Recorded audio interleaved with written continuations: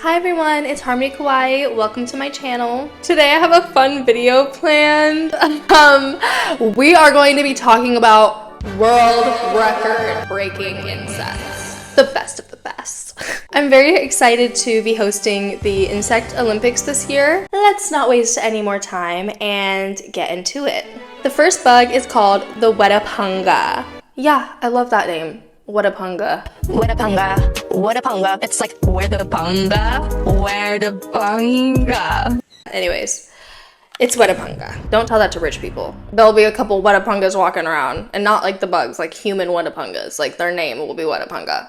Don't tell Nara Smith. I love the name Pear as Frosty still. Sunny, Silver, Zen. The Wetapunga is the heaviest insect in the world.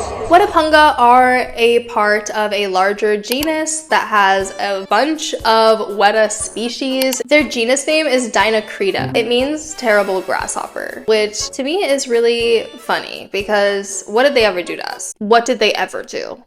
Because they're relatively harmless. The females are heavier than the males. They usually weigh around 35 grams, and some of them are a lot bigger. For instance, one female in 2011 was recorded to reach a weight of 71 grams, which is 2.5 ounces. But again, this is not the norm. She was just a big mom. I'm big mom. Every time y'all built me with them, it's gonna be big drum. They, for a long time, lived only on an island called Hataru Otoi? Hataru Otoi. I'm so sorry if I'm butchering that. Also known as Little Barrier Island. They're nocturnal, so they come out mostly at night, and therefore you don't have to worry about them if you are out about on Little Barrier Island during the day, okay? They're probably off sleeping away, being very peaceful, minding their business, okay? So you don't have to worry about them. But if you are out at night, you might want to look out everywhere because they can be in grass, trees, shrubs, logs, literally anything. So yeah, watch your step. Adult Wetapunga have a decent lifespan. They live for about 6 to 9 months. Sadly, all but one giant Weta species are at risk of extinction right now, and it is primarily due to human behavior. Surprise, it's humans. Who would have thought? Next bug, the horned dung beetle. I don't know what's wrong with me. Also, if you think I'm annoying, why am I just getting defensive? Nobody even called me annoying. Like, why am I insecure? Where does it come from? I need to get a therapist. Anyways, the horned dung beetle. This is for you, gym bros. If you think you're strong, wait until our next competitor. The horned dung beetle does not need any protein to maintain the world's strongest insect. Horned dung beetle can pull 1,141 times its own body weight. So if you thought you were slick pulling a little 3 times your body weight, no one cares. If a human could do this, it would be like watching someone lift the Endeavour space shuttle. Scientists think that the beetle evolved this impressive amount of strength because the males often fight and have head-to-head duels over the females. They come from many different habitats and continents. They can survive in deserts, grasslands, forests, really anything, any land. They usually live in burrows and come out during the nighttime. They also mate in burrows as females love to hide in them. There's actually an interesting behavior they do where if a male goes into a burrow and finds a female, they will go and guard the burrow all night, well, all the time, and repeatedly mate with that female. It's kind of weird. Now, don't mind their intimidating looks. They actually haven't really been known to be any harm to humans. They don't really bite. They're relatively harmless. It doesn't mean that I'm trying to cuddle with one, but that's cool, I guess. What I'm gonna do with that information? Absolutely nothing, because don't bring one near me. Don't bring one near me. No, I don't want to hold it. I actually am a little traumatized after making this video. Why do I do this to myself? So their diet, what do they eat? Dung. They eat dung. They eat the dung of herbivores and omnivores. I guess not carnivores, but they eat dung. Not only do they eat dung, they eat only dung. They eat nothing besides dung. Just kidding. Sometimes they eat other things.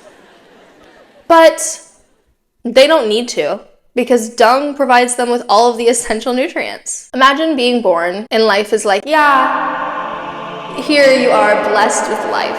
I blessed thee. But there's only one thing. You eat shit. Like, all you eat is shit. You're the strongest though. You can easily lift the poop to your mouth so you can eat it. You're welcome. The next bug is cutesy. Okay? She's cutesy.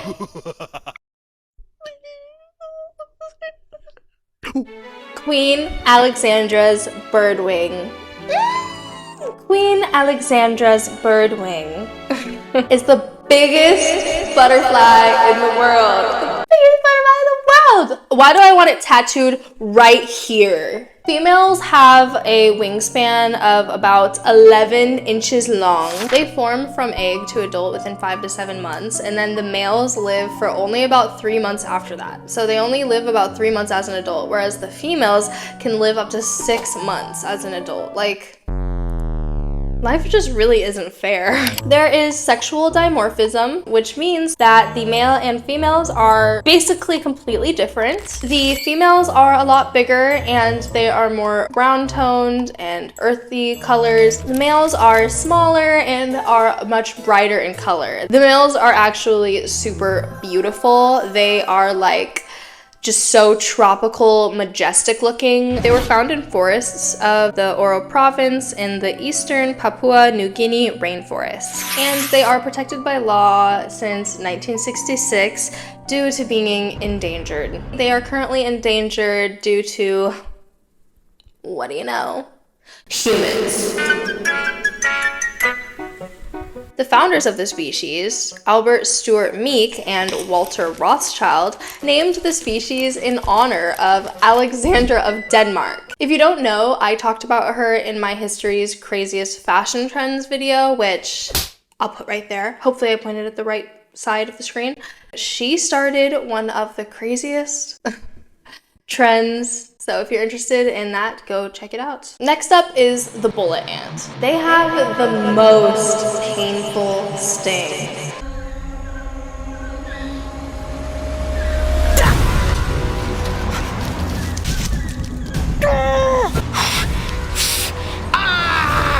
It's actually referred to as a bullet ant because of their reputation for having a terrible sting that feels like being shot with a bullet. People who have been stung have reported that it feels like waves of burning and throbbing, and the pain is all-consuming for 24 hours straight. It feels as if someone has stabbed me with a hot poker.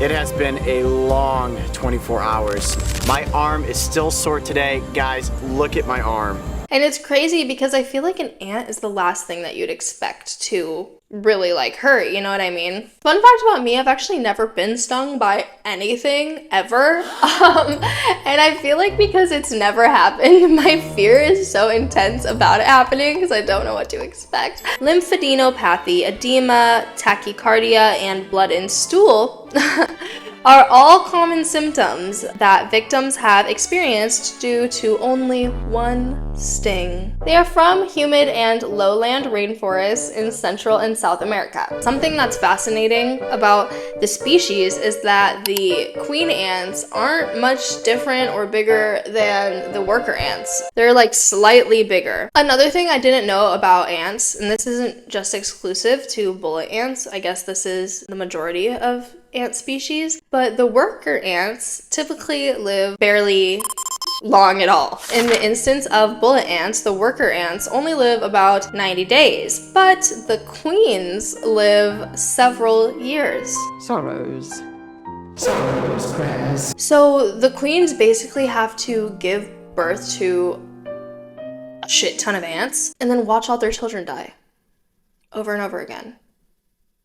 They eat mainly nectar and small arthropods. One of the arthropods they love to eat is that of the Greta otto, which is also known as the glass-winged butterfly. And I am mainly bringing this up because I just saw it in my research, but I couldn't get over how cool the glass-winged butterflies are. They are actually glorious. So I just had to show you guys because I was like not ready to be hit with such beauty, such grace. The destruction a bullet ant can cause is really nothing next to our next insect, the desert locust. Desert locust, the most destructive. With an insatiable appetite, desert locusts can eat their own weight worth of food in a day. A single square kilometer of a swarm can contain up to 80 million adults. This amount of locusts can consume as much in a day as 35,000 people. So due to them traveling in dense swarms, they can go through food crops and forage super rapidly. A crazy thing about these guys is that the amount of damage a generation does is fully dependent on environmental conditions because their bodies change periodically. They have somewhat of a cycle that goes from recession to local outbreaks and then finally plagues. During recessions, there are really low numbers of them and they don't move. It don't move. It don't move. During local outbreaks, their numbers start to rise and they begin moving slightly farther distances and, you know, being a little less solitary. The havoc has begun. Then, during a plague, they are basically like a farmer's worst nightmare. It's like in those SpongeBob episodes. Do you know the ones I'm talking about where there's like the swarms and they come and they just like eat everything and they are horrifying? That is basically desert locusts. During plague years, the massive swarms can travel 93 miles in a day. But luckily, purge years don't happen often at all, okay? They're actually very rare. Since the 1960s, there have only been 2 locust plagues. And they usually only last like 2 years, so it's really uncommon. That is all for today's video. I hope you enjoyed learning a little bit more about insects and some of the really cool record-breaking ones. I actually planned on talking about more insects, but as I recorded, it just kept going. So I will split this into 2 parts and do another video. There are other really cool insects that I want to talk about. So yeah, be ready for that. I don't know if it'll be next week. I don't know when it'll come, but eventually I'll do this again because I have a whole list of other insects to talk about. If you made it this far, I love you. Thank you so much for watching. I appreciate it. If you have any recommendations for me, leave them in the comments, please. I would love to hear from you. I'd love to hear what you want. What's your favorite insect? Tell me. What is it? What is it? What is that? Mine is now the glass-winged butterfly, I think. I'm gonna make that a personality trait. Bye!